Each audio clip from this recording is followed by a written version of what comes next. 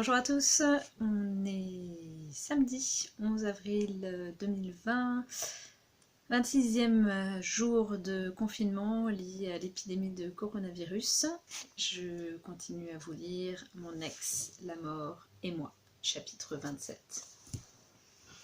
On traversa péniblement des villages qui finissaient en stead ou en ao, et dans lesquels on pouvait voir encore des retraités dans des voitures dont les plaques minéralogiques avaient des identifiants territoriaux qui n'avaient plus été attribués depuis la vague de rattachement administratif des années 70. Les retraités en question se rendaient dans des supermarchés trop grands pour eux, et dans lesquels ils se disaient toujours que personne n'avait besoin d'autant de produits, et dans lesquels ils achetaient justement ces articles menacés d'être retirés des rayons. De l'aspic de hareng, du shampoing sec, du fixe chantilly et de l'amidon. Jamais une seule femme n'était assise au volant de ces voitures, on ne voyait que des hommes. « Non, c'est toi qui conduis, » disaient les femmes, après avoir enfin passé leur permis au bout de 20 ans de mariage. On a traversé des villes dans lesquelles les horlogers avaient baissé le rideau parce que plus personne n'offrait de montres, car il ne naissait plus autant d'enfants qui auraient pu faire leur confirmation. À la place, il y avait à présent des salles de jeu dans lesquelles on dépensait de l'argent qu'on n'avait pas. De joyeux panneaux lumineux faisaient la promotion de ce hobby funeste et un chantier annonçait qu'un nouveau supermarché allait ouvrir d'ici peu, car l'ancien n'avait pas su respecter le plan d'amortissement. Les amortissements, c'est encore un truc que seuls les connards ont tendance à faire, pensai-je, et mon cervelet se manifesta pour me rappeler que je n'avais pas la moindre idée de ce que pouvait être un amortissement en réalité. Et tandis qu'on était arrêté devant un feu de circulation provisoire le long d'un chantier en pleine ville, j'observais dans les dédales, dans les rues latérales, des pavillons, les uns à côté des autres. Et entre eux, des jardins comme des espaces vides entretenus, de façon qu'on puisse observer et juger son voisin à une distance convenable. Il suffit de jeter un œil dans le jardin et le caddie d'une personne pour savoir tout de suite à quoi s'en tenir, disait toujours ma mère. Ici, il ne se passait rien en attendant la prochaine grande guerre, ce qui n'était pas grave. Ce n'était pas grave qu'il ne se passe rien, car tant qu'il ne se passait rien, il ne se passait rien de grave. J'entendais mon ancien professeur d'anglais, l'index levé, dire en classe « Expliquer quelque chose par elle-même n'a aucun sens, mais ça sonne bien. » Manifestement, celui-là vivait à présent juste à côté de ma voix, à l'arrière de ma tête. Le feu passa au vert, ma mère enclencha trop tard la première, et je me réjouis de m'être suffisamment habituée à la tranquillité, depuis, pour ne pas claquer ma langue avec impertinence, souffler trop fort et laisser échapper le « rrrr » qu'on fait quand on veut imiter le démarrage d'une tondeuse récalcitrante. Je voyais comme ma mère faisait tout plus lentement que je ne l'aurais fait moi-même, mais je trouvais ça bien, car je pouvais remarquer, du siège arrière, comme les traits de son visage étaient détendus. Cette petite aventure qui lui avait été offerte par la mort faisait apparaître sur son visage, comme par enchantement, une béatitude paisible, une beauté majestueuse, qui laissait imaginer à quel point elle avait dû être jolie avant, lorsqu'elle se promenait dans les rues de notre village, quand elle était enceinte de moi. Apparemment, mon heure allait arriver plus tôt que la sienne. Je n'avais plus que 2 choses à faire, rendre ma mère aussi heureuse que possible pendant le temps qui me restait, et la préparer au fait que j'allais mourir avant elle. Chapitre 28. Une fin de matinée, bien avant l'aube, mais bien avant midi, se levait avec ennui sur un paysage qui donnait l'impression que ce n'était pas grave s'il ne figurait sur aucun guide de voyage du monde, et notre voiture roulait sur la nationale, en observant la moindre règle du code de la route, et quittait la ville. Les rangées d'arbres qui bordaient les champs étaient modelées par le vent. Je voulais voir tout ça encore très longtemps. Mes yeux avaient soif, et mon être avait peur. La mort est comme la guerre. Soudain arrive cette chose qu'on ne connaissait jusque-là que par la télévision. J'aurais toujours aimé cette gymnastique intellectuelle. Quel est ton plat préféré? Quelle est la première chose dont tu peux te souvenir? Quelles ont été les plus grandes douleurs de ta vie? Quel était le vêtement que tu préférais porter quand tu étais petit? Quand est-ce que tu t'es fait rappeler à l'ordre par tes parents pour la dernière fois? Qu'est-ce que tu voulais devenir quand tu étais petit? Est-ce que tu as déjà cru en Dieu? Quel est ton film favori? Qu'est-ce que tu aimes bien faire que les autres n'aiment pas faire? Quelle est la constante la plus stable dans ta vie? Que fais-tu quand tu n'arrives pas à t'endormir? Quel poster était accroché dans ta chambre? Quelles sont les 3 choses que tu aimerais emporter sur une île déserte? Qu'est-ce que tu mangerais si tu devais manger toujours la même chose pour le restant de tes jours? Que ferais-tu si tu n'avais plus que 3 jours à vivre? As-tu déjà vécu une expérience surnaturelle? De quoi avais-tu peur quand tu étais petit? Quand est-ce que tu t'es fait pipi dessus pour la dernière fois? As-tu un secret qu'absolument personne ne connaît?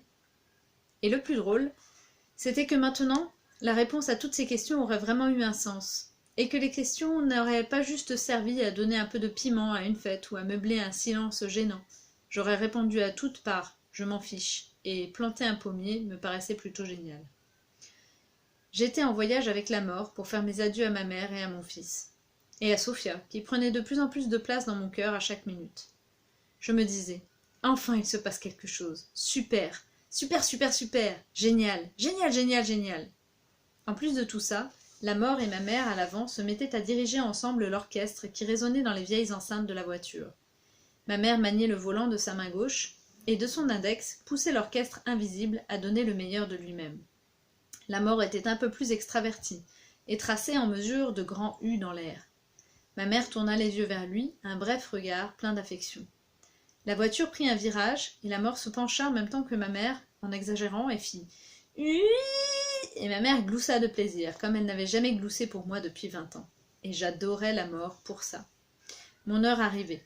Je n'avais pas vraiment apporté beaucoup de bonheur à ma mère ces 20 dernières années, et je me dis soudain que toute la rigueur intransigeante avec laquelle j'appréhendais la vie et ses êtres humains avait été une perte de temps, et que j'apprenais quelque chose sur la vie, grâce à la mort. Et je pouvais l'apprendre que parce que je ne savais rien avant, et ça me plaisait. Travailler sur le bonheur à la lumière de la mort. Combien de temps ça allait encore durer ici, ça dépendait du type de vent à droite sur le siège passager, et j'étais reconnaissant pour chaque chose dont ma mère aurait plaisir à se souvenir pendant plus de 5 ans. Le virage redevint une ligne droite, et la mort refit « Ui !» Et si, comme ma mère avait conduit de manière si brutale que sa tête était collée contre la vitre, à cause de la force centrifuge. « Mais tu roules à tombeau ouvert, dit la mort. Ma mère lui lança un regard sévère et dit « Ne roule jamais plus vite que l'on peut voler ton ange gardien. » Et je levai les yeux au ciel, comme à l'agonie, car ma mère avait cité un des plus mauvais autocollants que les routiers collent sur leurs remorques, et je laissai échapper un exubérant « Oh !» La mort rit en bêlant comme une chèvre, et d'un seul coup, Sophia agrippa ma main si fermement que je sus que, si jamais elle retirait sa main de la mienne, ce que je n'espérais pas, il resterait des traces au bout de ses doigts, que le sang devait d'abord recommencer à irriguer. J'avais une telle envie d'être touché par Sophia, et j'étais tellement surpris qu'en une seconde mon front fut trempé d'une sueur froide. Mon cœur battait si violemment que je pouvais sentir les mouvements de mes poumons. Si je n'avais pas su ce qui se passait, j'aurais pu croire que j'allais avoir une crise cardiaque. Sophia me regardait, et j'essayais de lire dans ses yeux quelque chose qui révélerait la raison de son contact soudain. Pitié ou adieu? Sollicitation extrême ou peur? Tristesse ou... Je te prends la main encore une fois. Je le sais que tu aimes bien ça, salopard polonophile. C'était la seule personne que je connaissais qui pouvait enrober des compliments dans des injures. Je n'en avais rien à faire. J'aimais tellement qu'elle me touche à cet instant, et tout mon corps se rappelait la manière qu'elle avait de me toucher autrefois, avec un mélange de force et d'affection.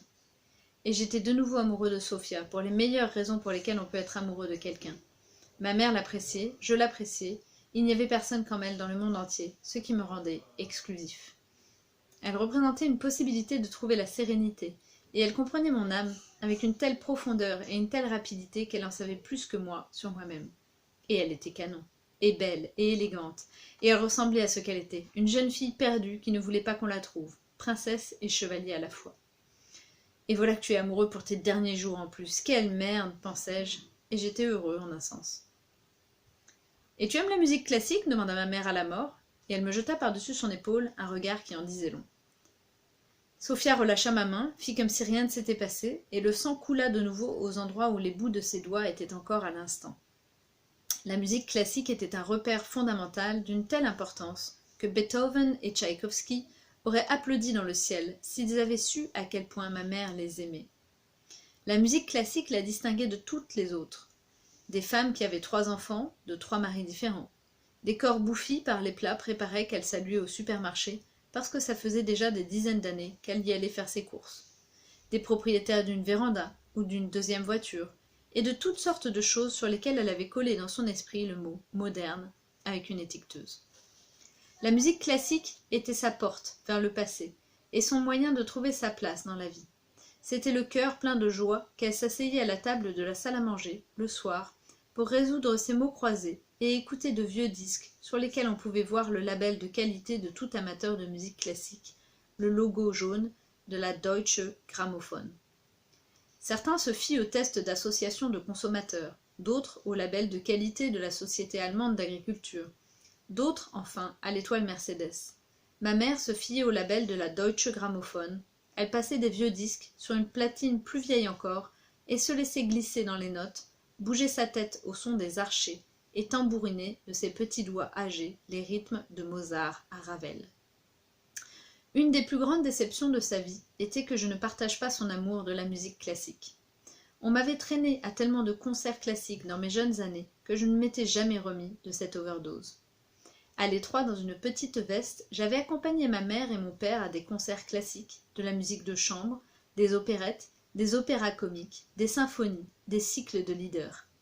À l'entracte, il y avait une coupe de mousseux pour ma mère, un verre de jus d'orange servi dans une coupe à champagne pour moi, et pour mon père, une bière. « Tu es vraiment obligé d'être le seul à boire une bière à l'entracte ? Qu'est-ce que c'est gênant !» répétait ma mère sans cesse, et j'avais pour toujours la musique de cette phrase dans mon oreille, avant même que j'aie compris ce qu'elle signifiait. La réponse de mon père. « Le mousseux, c'est ce qu'on boit quand il n'y a plus de bière !» Je ne la comprenais pas non plus, mais ça ne m'empêchait pas de la garder dans mon cerveau. Mon père ne nous accompagnait que pour exaucer un souhait de ma mère, le souhait qu'il nous accompagne. En retour, il se payait le luxe d'avoir un regard tellement absent que certains devaient penser que ma mère avait amené avec elle un autiste du même âge. Ce n'est pas seulement qu'il avait l'air absent dans les espaces de réception des diverses salles de concert, il faisait aussi des grimaces pendant que ma mère avait le dos tourné, de sorte que le jus d'orange ressortait souvent en se frayant un chemin à l'intérieur de mon nez. « Vous ne pouvez pas au moins une fois vous tenir correctement ?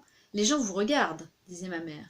« Mon Dieu, laisse-les regarder. Tu as seulement dit qu'il fallait que je vienne parce que j'ai le droit de faire. » « Et laisse Dieu en dehors de ça, » disait alors toujours ma mère, et mon père savait déjà à l'avance que cette réponse allait arriver.